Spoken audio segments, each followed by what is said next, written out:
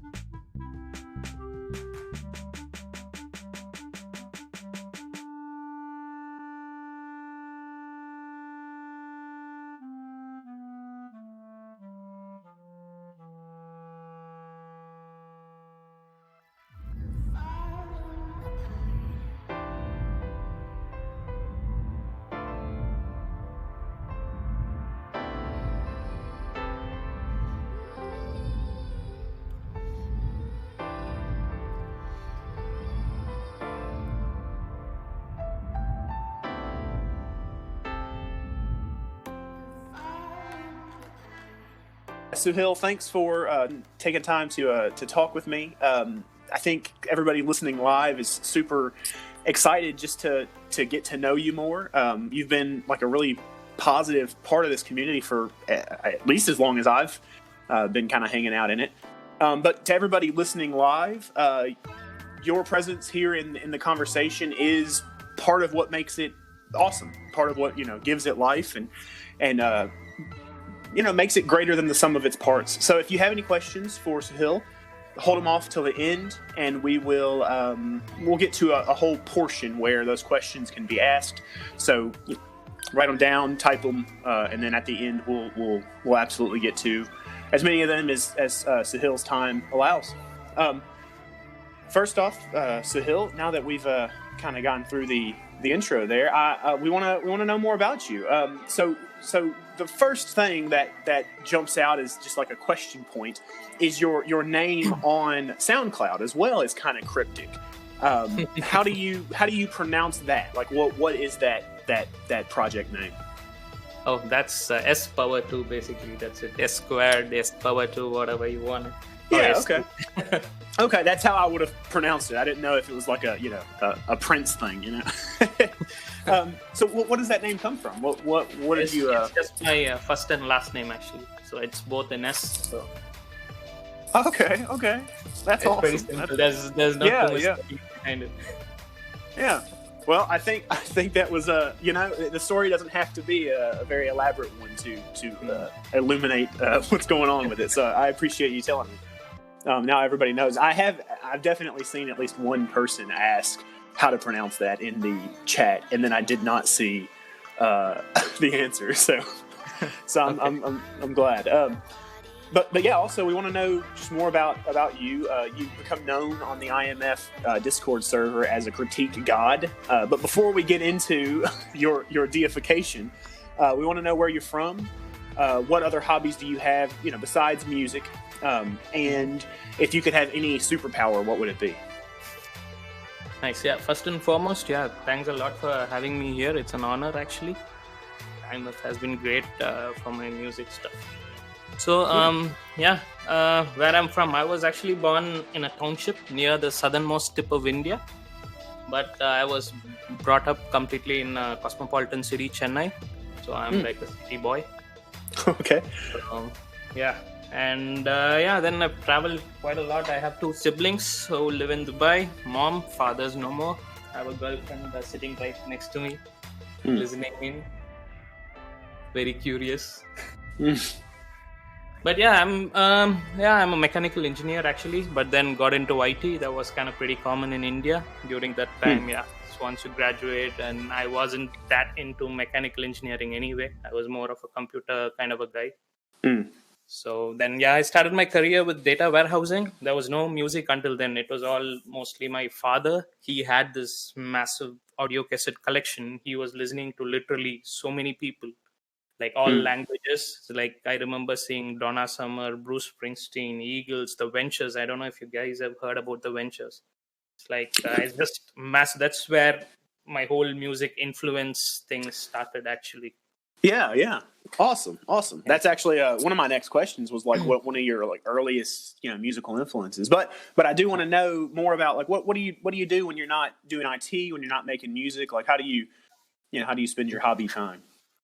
Yeah, there's quite a lot of things I do. It's like people call me jack of all trades. It's like I Mm. do photography, gaming, I play poker, a lot of things. It's just not triggering me. I'm a bit nervous, as you can hear. Yeah, no, that's perfectly fine. I probably should have given us a little more, kind of shake it out time before we jumped right into it. I didn't mean to rush you, but No, it's I fine. promise you, there's no amount of nervousness or even misspeaking that's going to negatively affect you.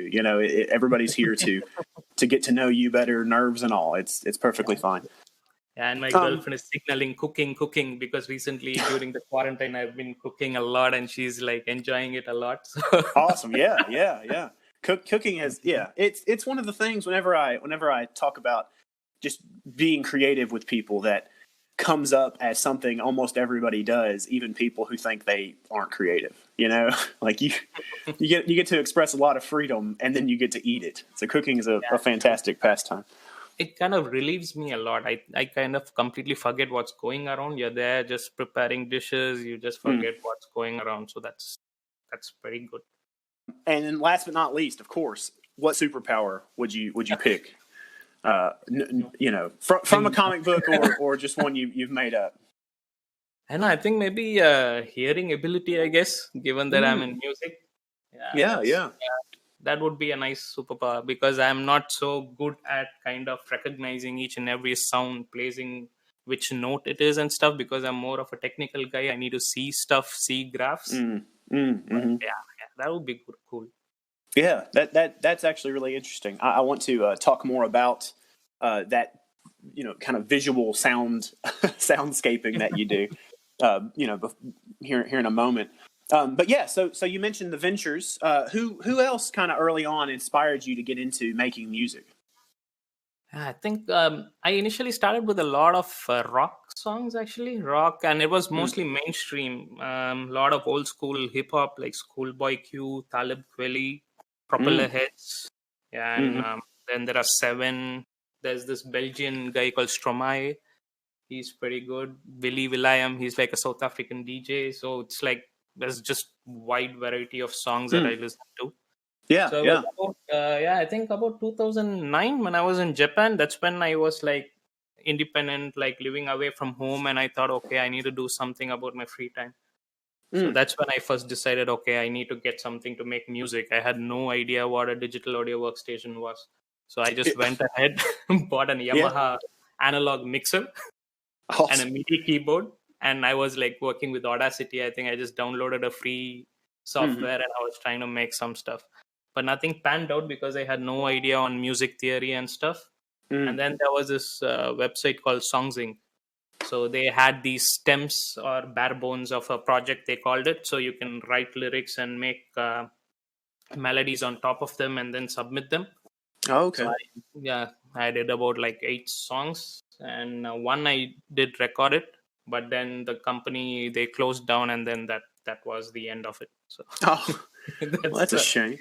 Yeah. yeah. So 2009. So about 11 years you've been and it sounds like you started with kind of keyboard and kind of an analog digital combination, a little hybrid Yeah. type thing.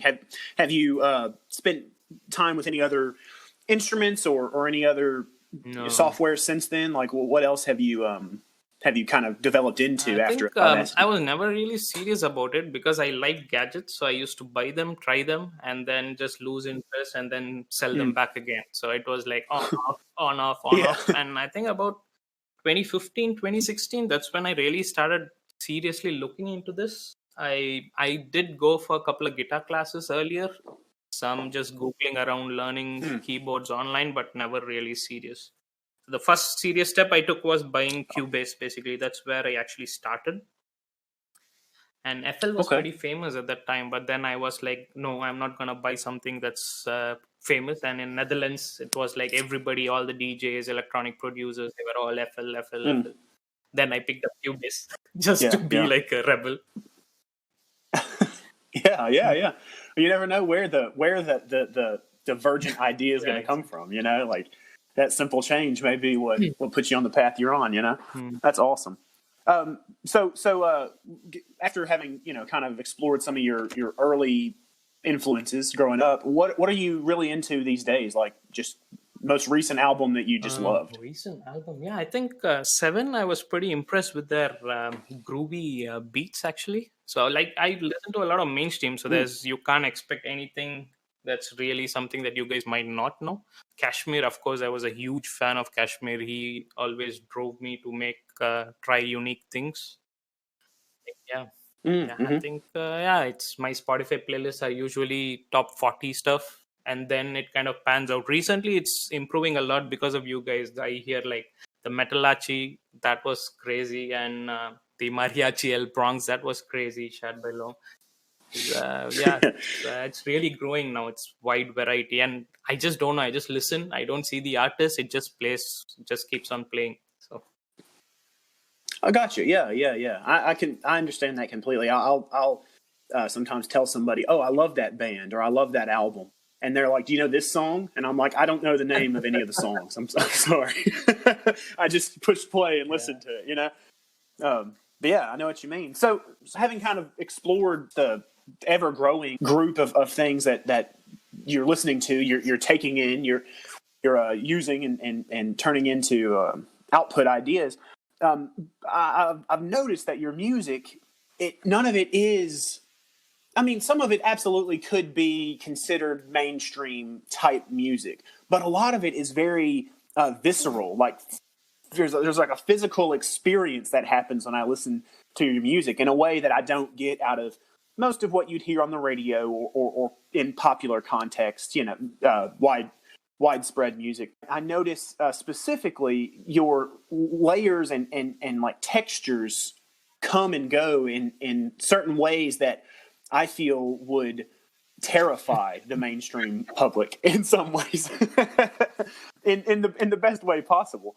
And while a lot of it is absolutely pleasing to the ear, it's super easy to get kind of lost in. Like, I don't know how long has passed whenever I put on some decent headphones and just listen to your music for a little while. So can you tell me what is it that motivates you to make this type of music or these pieces individually, or however you'd like to answer that? Like, what is it you're working towards when you sit down to make a piece? Yeah. Oh, that's a very difficult question. My mind, it kind of races always. It's never in one single place. So it's like when I sit down, Mm. I literally have no idea. I'm not the guy who's like, oh, bam, there's an idea during sleep. I got this tune. I was taking a shower. I got this Mm. tune. No, like I sit down. I start with a melody. I keep putting it over and over. I just get lost with it. It's all just experimenting, and then bam, okay, this could fit. And then I will not have even decided whether it's going to be an intro or is it going to be a drop, is it going to be a break. It just flows. Okay, now it is there. Should I place it in an Gotcha. intro? Then the drums come in, and then layer after the layer. And yeah, I always try to make sure that I have this subtle stuff that ear candy people really notice, because the main groovy stuff is fine, everybody notices, appreciates, but the real listeners, they actually kind of, when something ear candy stuff happens, and then wow, that's nice. So that's something I usually go for in my Yeah. I could definitely hear the contrast between parts that are very, very grooving or very jarring or very moving, and then all of a sudden something will come in like a melody that is just beautiful, and it kind of takes you to a serene place for a moment. One song specific that I was really digging, We Should Be Together, Yeah. is the name. The way the sound comes and goes in these layers that kind of feels 3D. It made my brain buzz, which is a term I use to say that like it sparked something in me more than just in my ears,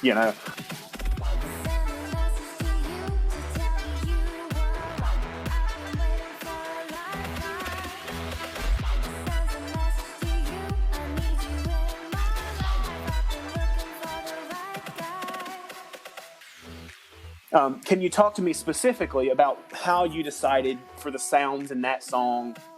And once those sounds are chosen, how do you decide how to apply all that movement and all those effects that you kind of use to bring the sounds in and out in such sonically pleasing ways? I need to think about it. Well, it doesn't have to be that specific song. I mean, you kind of just went over that you're a very forward creating person, so it doesn't have to be like, like you said, you got the idea for it in the shower. I just mean, what's your process for picking that first sound that you use? I think you just sit and listen. Usually, what I do is I just load up Serum. Then it's just the init, or it's a simple, and if you can make a melody sound great in it, you just throw any patches on top of it. Yeah, just make it. So it's that's how I see things. So it's always with an init preset that I start with. Then I start layering sounds. I check, okay, how do I pick the frequency bands? Do they stack up well together? Are they jarring? And then I kind of start moving, panning. I don't know if you've noticed, every track of mine there will be something as panning. So it's my default go-to. So it's like Pancake. Yeah. That's it's a free plugin. I just love that plugin because it really does well.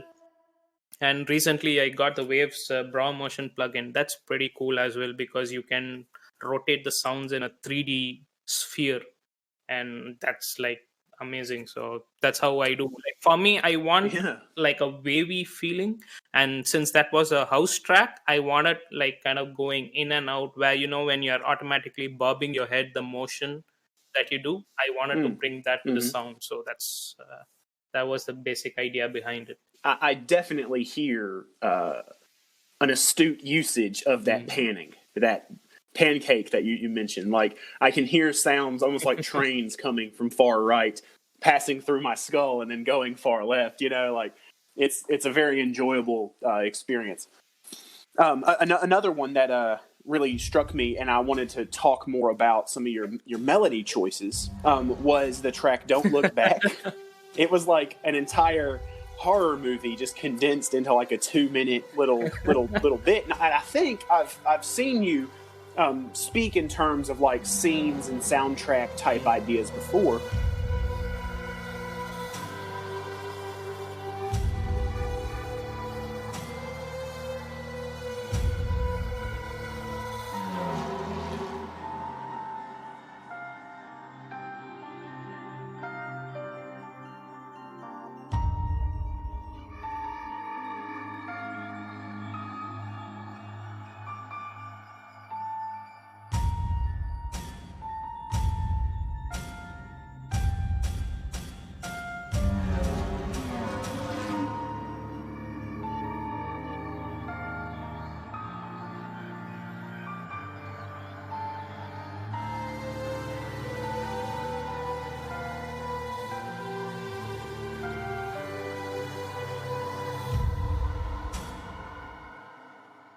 So specifically with the melody, did you start with that melody and decide it sounds kind of spooky, or did you just find that melody? Like how did you go about working those samples in and getting such kind of emotionally contexted sounds so often in each of your tracks? For soundtracks, I have to thank my girlfriend for it, because when I started making music, I was just random making these 1 minute, 2 minute kind of tracks, and she was like, you know what, these could fit really well in background of a movie. That's where my idea of making soundtracks really started kind of molding, because I started listening to background scores and everything. So that's where that soundtrack thing started. And Don't Look Back it's thanks to Stripe McCoy actually, because he put that Big Boy samples in there. I had no idea I was going to make such a track. I just clicked on some drums and I was like, wow, these are huge.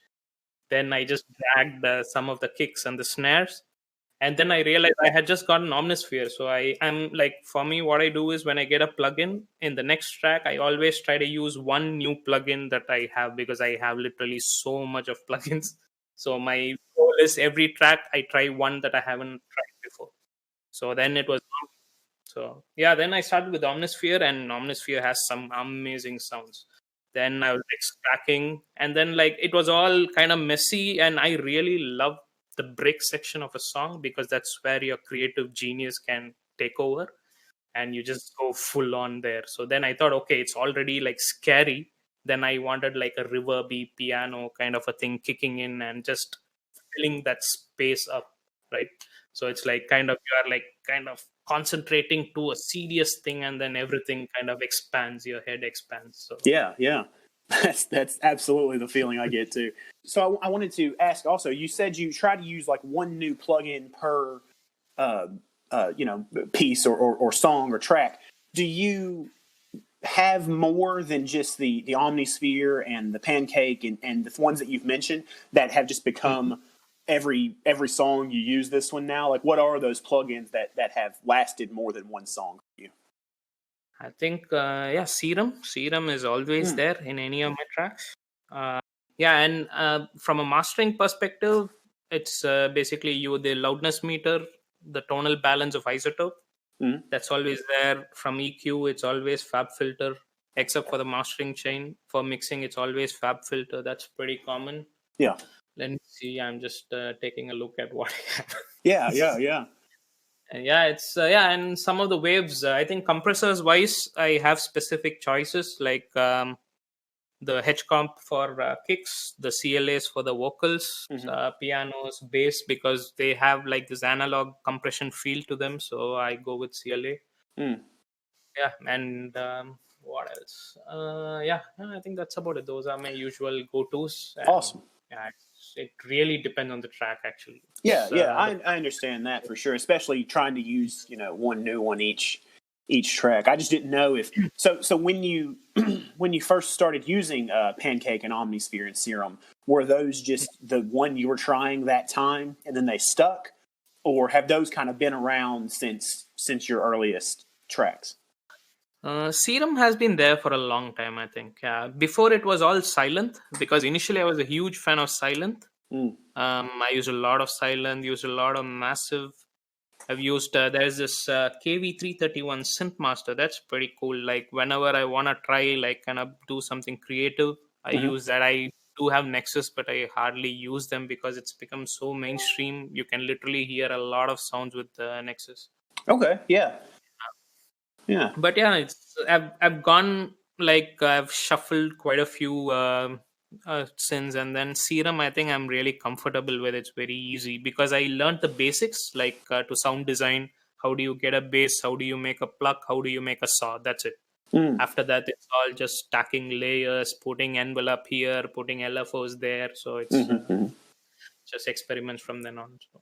Yeah, that's awesome. I can hear the kind of adventurous, accepting nature, in your music. Like there doesn't seem to be a lot of aggression or competition that's happening in your songs. They're very enjoyable. They're very forward. They're very moving without being stuck in one emotion at any given time usually. So another song that I bring up specifically is Lucid Dream.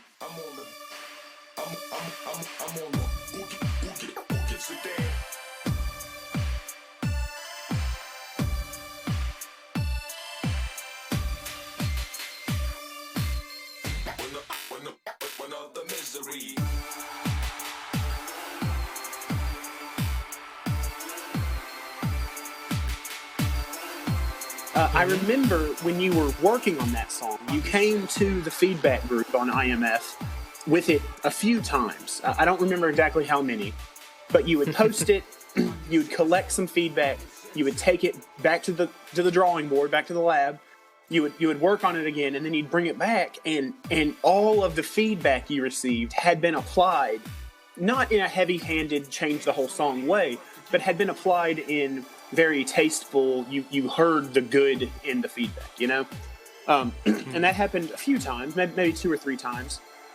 So I wanted to ask you, when you receive feedback that makes suggestions, be those suggestions, this is wrong or this could be better, how do you accept that? How do you deal with your work being criticized? what happens in your mind and in your heart whenever somebody tells you to change something about your work?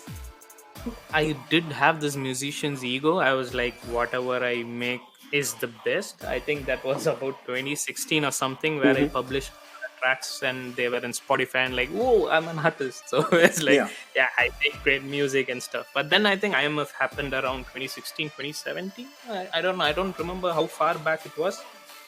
But yeah, I really started appreciating music. Yeah, my close friend here in NL, Mr. Royo, I think he's also there in the Discord. He was one of the other major influence. He was really, really good in production. So he always used to criticize. Then initially, I always used to fight back, and then it kind of developed as an attitude. Like, see, people are giving time to listen to your song, right? And they are trying to help you out. So then my whole attitude towards reading a feedback changed. Actually, it just took better shape. Yeah. And Yeah. then and once this Discord happened during quarantine, it's just amazing. I was just, the people here, really, really good, musically strong, technically strong. Of course, why won't you listen to them, right? It's a boon. Yeah. So yeah, I usually, it's like, for me, I'm whether it's work or anything, I kind of work very fast. I kind of pride upon that. That's my selling point, whether it's work or not, or music, any hobby. Like, I'm very fast with what I do. My mind kind of always keeps racing towards finishing something. I got you. So Yeah. it's like, because when I put in feedback, it's not just people listen and give feedback. I'm already thinking on, okay, this is not good, I should do that, this is not. So it's always kind of constructing something, and when it matches, then I know, okay, so this guy's, it's not about the feedback. What I think is how these people listen to my song, on what aspect did they listen, and why did this feedback come into place, right? Gotcha. So when you analyze that, then it makes more sense. It's not just somebody just throwing things and saying, ah, this is crap, you could do this, you could, but they have listened to it in a certain aspect, and they are trying to give out something. So Yeah. Yeah. I think it's important to have kind of that equanimity towards the feedback, and be able to say, well, this person is just trash talking, and this person's saying something I already kind of agree with. I think that's a huge sign of maturity, and it shows in your music. You know, I said earlier that competition feeling in your music. Your music wasn't trying to be the best something; it was just being the best version of itself. And I think that shows, because you're willing to accept that feedback so graciously and so often. Feedback, though, we cannot even touch the subject of feedback without moving on to our critique god. I looked today, and you have almost double the second place person as far as critique points in IMF, which is insane. I mean, it must be that you have just done feedback on every single song that has been posted since the beginning. And I know you post songs regularly, so you'd think your points would be going down, but they don't seem to be at all. yeah, I think there are some dry times, right? So I don't know, for me it's like every day I just spend some time to make sure I don't miss anything, and it also makes life easy. I know Lom and Luddite are back of trying to catch up with making lists and stuff, but it's a fun thing, right? It's I take it more as a game, actually. Yeah, It's like a cat and mouse game. It's a lot of fun, and people are benefiting from it. Then why not? Yeah. Well, I think it would be a tragedy to not pick your brain right now, kind of in a reverse feedback, as opposed to you going to each track and providing feedback that way. I want to know what it is when you sit down to listen to a track. What are you listening for to critique? What is your ear looking for to help people make their song its best self? First thing, I really sit with a track with an open mind. Actually, that's something you need to do, because you cannot bring your personal thing into somebody else's work. So that's something I really make sure I listen to it with a non-biased thinking. So I usually start with listening it in mobile, because that's something my friend taught. If a song is sounding really good in a mobile, of course it will sound really well in any device. So that's the first place I listen. Then I put in my in-ear phones. I listen in that. Then I listen in my bass heavy headphones, and then I come to my studio monitors. Wow. So it's like, So you listen to each of these tracks.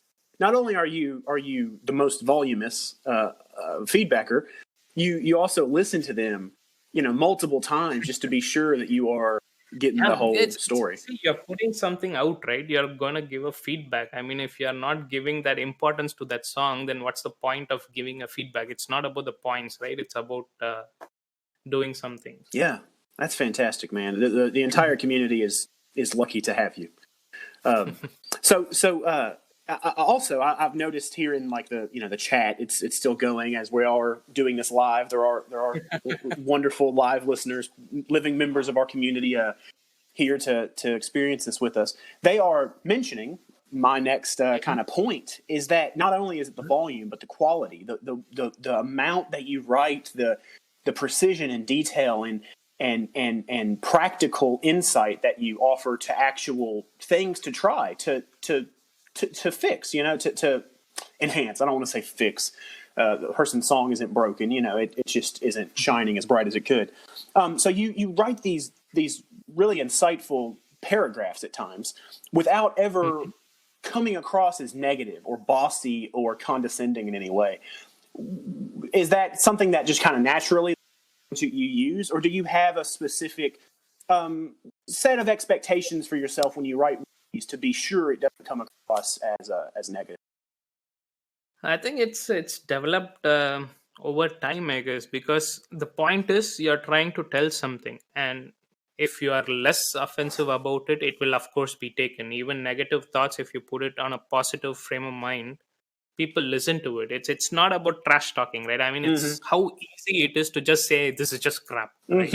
Yeah. If I tell that, then it is my job. Actually, my job gets difficult because I have to explain why it is crap. So if people understand that, then I think everybody will just take giving feedback really serious. Yeah, for sure. That's awesome, man. I want to play a game with you here. I do not have audio samples to play for you. I wish I did, but I do have just little scenarios that I want to read to you, and I want you to tell me how you would provide feedback to help this person enhance their track. Nice. Is that something you're interested in doing? Yeah. Awesome. So we'll start off easy. We'll start off really easy. The first sample, the first track you listen to today, the kick drum is clipping every single time. What would you tell that? What would you tell that person? How would you tell them to fix that? I would usually start with a positive note, like the kick is massive, right? And maybe if you can check your master volume a bit, I guess it's clipping here and there, kind of. Yeah. That's perfect. Start with that positive. The kick is massive. Maybe too massive. Yeah, I like that. Second example here in our lightning round is the vocal sample is just off key. Like the person did not understand how to match up the key. The entire vocal sample is off. Not a single note is right. What would you say? Yeah, that's a tough one actually, because I'm also not so great with understanding, but I think given the amount of tracks I listen to, there are some that I notice that goes off key. I usually then start suggesting using pitch correction tools. That's how I would say like you've done a really good job with your voice. There's nothing wrong with your vocals, but just it's not fitting to the track. So Yeah, so both parts. Because I think it's very similar to how you give a feedback to a musician, right? I mean, everybody has that. Like, it's a tough world. Yeah, that's awesome. So both parts are good, but we can make them work together better. Yeah, exactly. Yeah, that's awesome. All right, and the last one. This is my last round of the lightning round here. The track seems to just be the sound of a bunch of dogs barking in a garage. How would you help that person enhance their track? That's great sampling right there, my friend. Yeah. That's awesome. Yeah. Don't even try to change it. Don't even try to fix it. That's perfect. Put it Use it as it is. Put some beats on it. Get the groove going. Yeah. That's fantastic. Awesome, man. So having picked your brain both on how you make music and how you are such an active member in helping enhance other people's music. It's fantastic. I want to know why. What is it that keeps your brain constantly looking for that next track that you can make, but also in between that, spending all this time on the sub and on the Discord, just trying to help other people, listening to their music 3 times as much as you listen to your own, just to get people popping. What's the point? Why do you do this? It's basically a reflection, I think, because I've been on and off so much, and from the time the Discord group has started, I think my quality is consistently improving, and it's just a reflection on myself. I mean, if you hear my tracks back then, it was utter crap. It's just crap, beyond crap, actually. So when I could grow this much, then when somebody is starting out and when they are talking to somebody who has gone through this phase, then it really helps that person, right? So that's the main thing. It's for me, I used to be an introvert a lot, but then moving out of house, living in Japan, then living in NL, it's kind of brought the extrovert in me. But I'm still kind of in a balanced way. So I don't talk much, but people I know, I'm really very talkative. So. Yeah. Well, that's awesome. It's I don't know. There's no real when you help somebody, there's no point telling that, oh, I helped this person, right? Then you literally lose the point of helping somebody. So yeah. I agree, and it's good to hear you say that. I think your genuineness, your attitude, your actual desire to help the community and not just promote yourself, it all shows in the quality of your work, the quality of your feedbacks. Just it's all fantastic, and I'm glad you're a part of this group. Yeah. I'm also so glad that I found this group, actually. Yeah, I think it's perfect, and I wrote a bunch of people's name to give shout out to. I just want to get it over with. Oh yeah, do it. Yeah.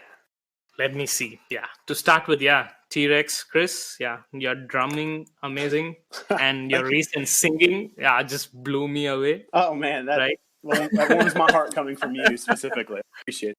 Yeah. Next, Mark. Yeah, his bass and his sound. I think there's nobody else doing what he does. Amazing. Afnil, AV, the dedication and the relentlessness he brings onto the table is just unbelievable. Wakes up every day and gets on like chop. I think everybody should learn from that. Mer, his ethereal vibes are just mind-blowing production skills. Soran for his musicality. Loam, another great producer. His knowledge on music, amazing. Flimsy, his pop stuff. Electronic pop guru, that's why I call him. He just belts these pop stuff. Yeah. Slacker, his bass grooves and his animation stuff. I mean, there's just so much to learn to. Stripe McCoy, great producer and a budding vocalist now. I really love listening, and what he did for the LES is just amazing. Zach, album art, vocal skills, I was like amazed. The recent song that he put out. Jerry, our oldest critic god, the true critic god, right? I mean, I think, that I really want him to have that, actually. So it's, his songs are so down to earth, melody, heart-wrenching words. I mean, famous in my own family, I think that will ring in everybody's heart, right?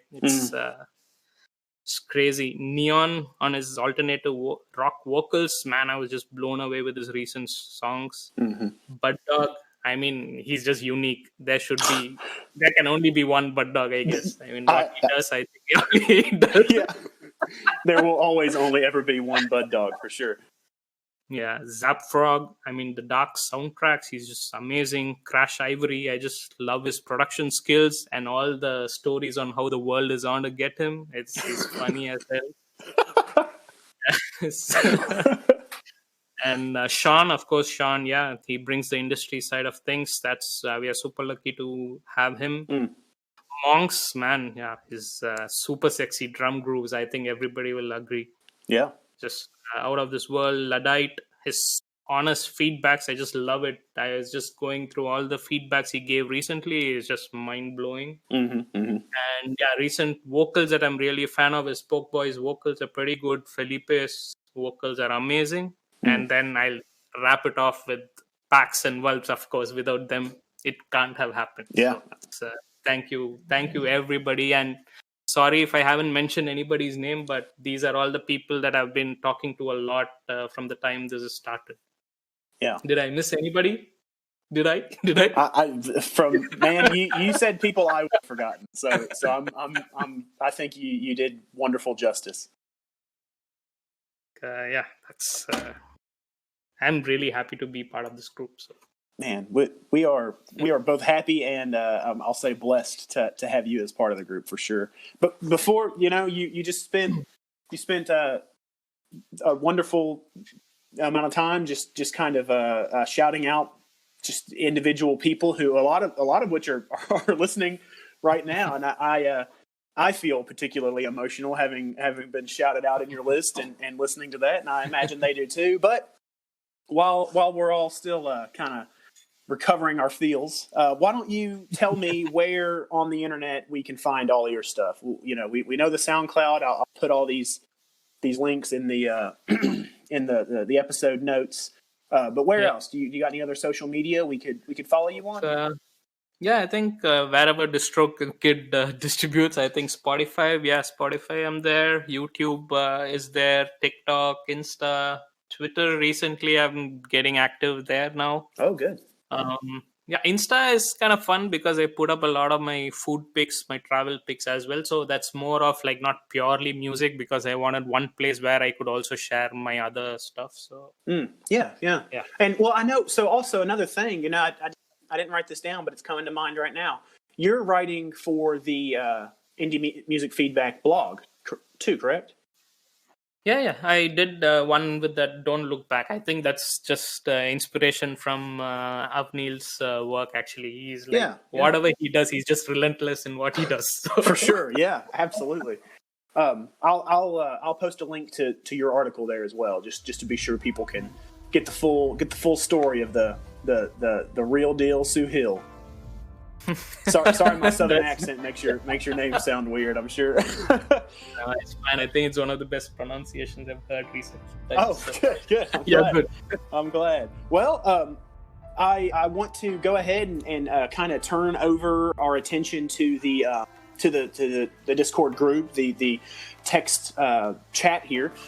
Folks, if you have any questions directly for Suhail, go ahead and put them in the chat, and we'll get through them. And Suhail, I'll ask them out loud, and then we can kind of edit the episode after the fact so that the recording doesn't have any of the waiting portions or the weird bits. Yeah, sure, no worries. So, hey, first question from our good friend Mark, somewhat incognito. Is that you in your pic, or do you wear? Yes. Yeah, that is that is me. Yeah. So the question is that you in your pic, and do you wear a skull mask 24/7? I wish. Yeah. Maybe when I become popular, I might do it 24/7. Yeah. That's awesome. Man, this is a question that might need a whole other episode. But AV asked, "How do we teach our children to be kind and caring like you?" But he asked it in all caps, so pretend I screamed it. I don't know. I think you should just teach them a positive outlook on life. I think that goes a long way, I guess. Yeah, I'd say so for sure. I'm currently raising a child, trying my best to teach her a positive outlook on life through her protests. Yeah, but see, it's so easy to find bad things in this world. So it's better that we can overdose with the good stuff as and when it happens in small doses. So. Oh man, that's real. I'll I don't have a specific word for how good that is. So I'll say real twice. What is your favorite genre of music? Oh, it's very, very difficult question. There's like I always get confused with these questions because there's no like favorite for me in anything. Right? It's like I just listen. I don't know. I think Yeah, would be electronic. I think that's been there forever in my life. So Yeah. anything to do with electronic music, I guess. Yeah. Well, awesome. So I'll go ahead and ask Slacker Man's question. How can he defeat his nemesis? And by the way, I think you are his nemesis. So answer carefully. I don't know. I should. Why should I? Right? If I'm the nemesis. Yeah, exactly. I don't know. I don't know what he expects to get out of that. Yeah, no, it's a fun thing, I guess. I think we have fun pulling each other's leg. Yeah, it's good. That is I good. like Slacker. I think we all like Slacker.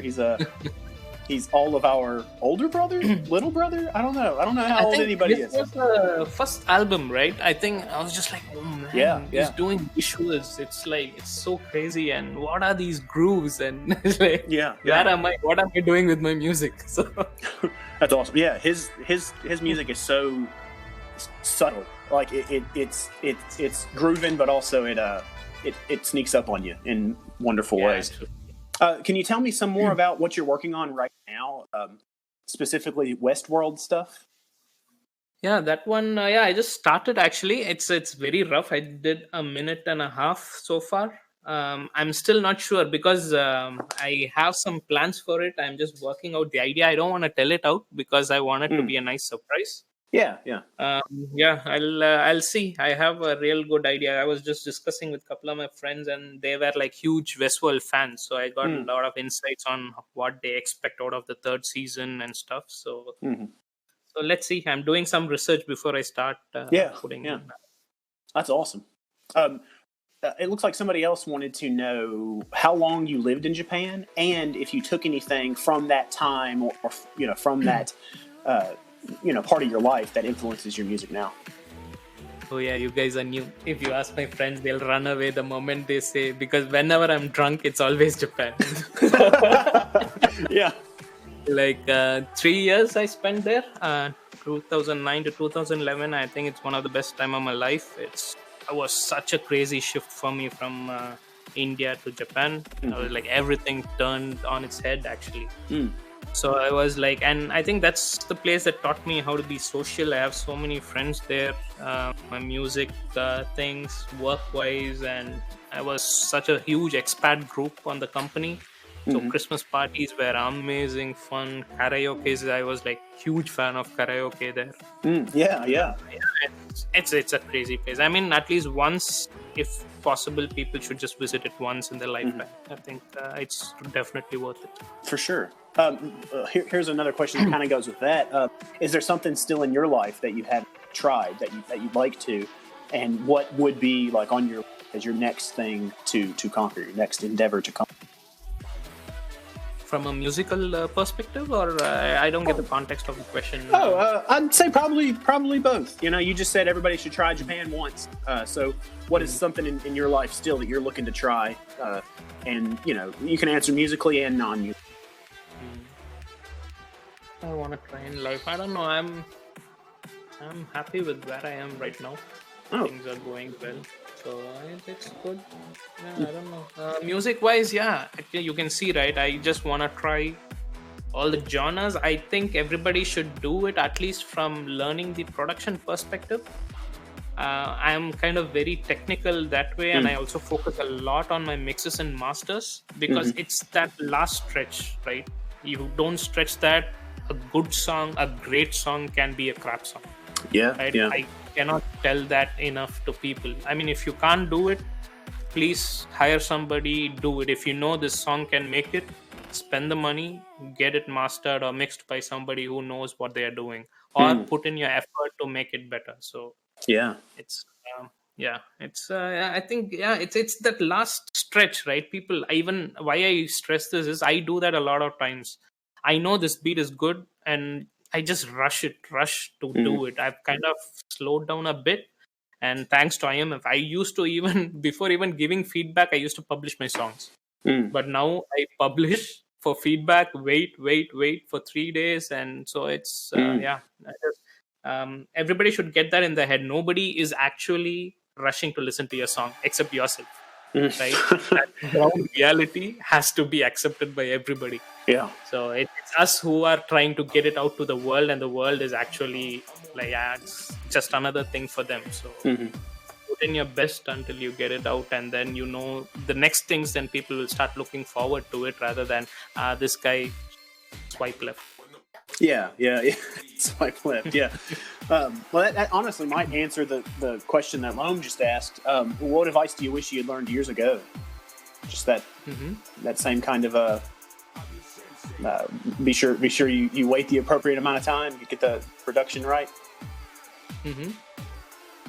Yeah, these things. Yeah, these are all things that I've learned by making mistakes. So it's not that I've already planned this. I've suffered through this journey, and then I've realized, okay, it's us. The problem is actually within me. So then that's how you start correcting yourself, right? First, you need to accept. This moment you start accepting, then you start making change. Yeah. So this is actually a good question, I think, to follow that one from Pork Boy. How do you decide when it's time to abandon a track or a project that isn't working? Do you ever do that? Or do you tend to finish everything just kind of through that trial and error?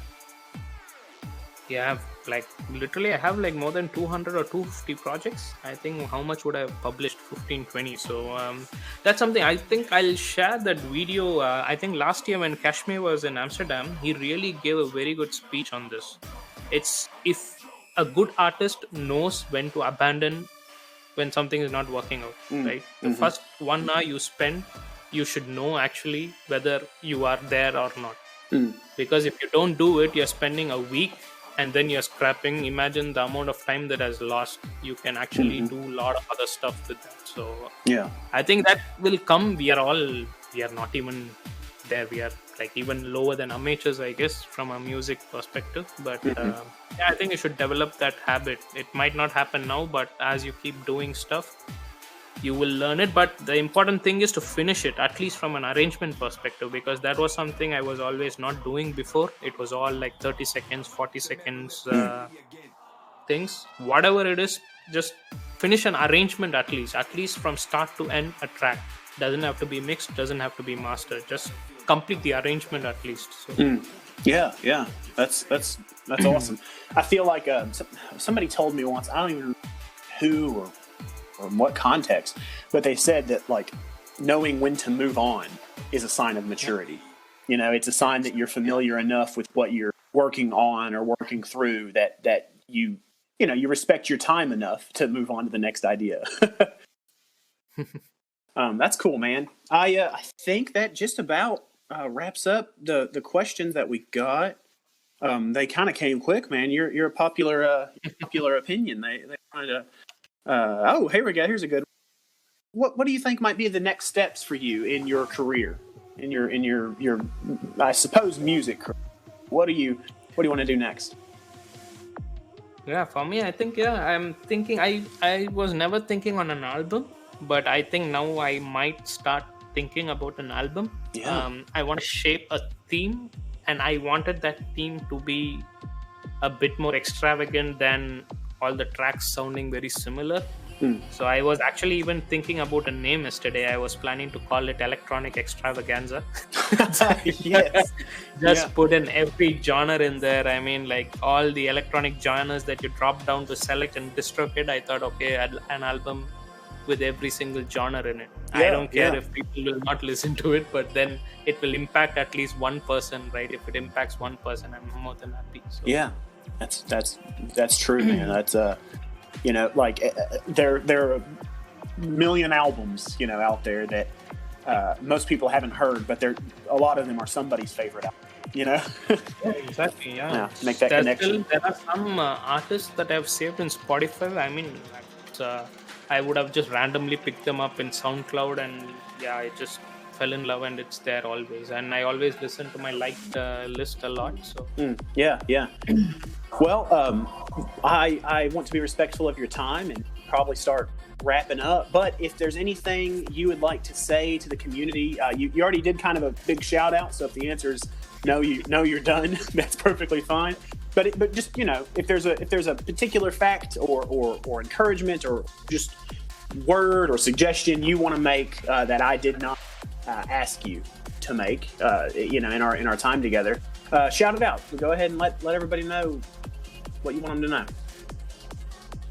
Yeah, I think yeah, blessed enough to have IMF. I think that's all it is there to say, because it's a learning every day for me here, and I just love it. Because like yesterday was just a trial synthwave track I just put in, and then bam, there's this, oh, you can try this, and then you do it and it changes the whole track. Amazing. Yeah. So just make use of it. You have something, make use of it, be honest, just don't kind of to the lurkers, start communicating more. It's fun, more people, more brains, better results. So yeah, for sure. I think you don't get offered these platforms in life forever, right? I mean, if I had found this way back, I might have already been like a famous personality. Who knows, right? So just make use of what is there. So I think that would be the best thing. And thanks to IMF, of course. So yeah, for sure, man. Well, I think we'll say goodbye now. If Bentley approves, looks like we can't. Oh yeah, I forgot to give a shout out to Bentley. Sorry, Soran, I did give it to you, but not to Bentley. Awesome. Awesome, man. Well, it was good talking to you. Yeah, thanks. Cheers, guys, and thanks for having me. It's an honor.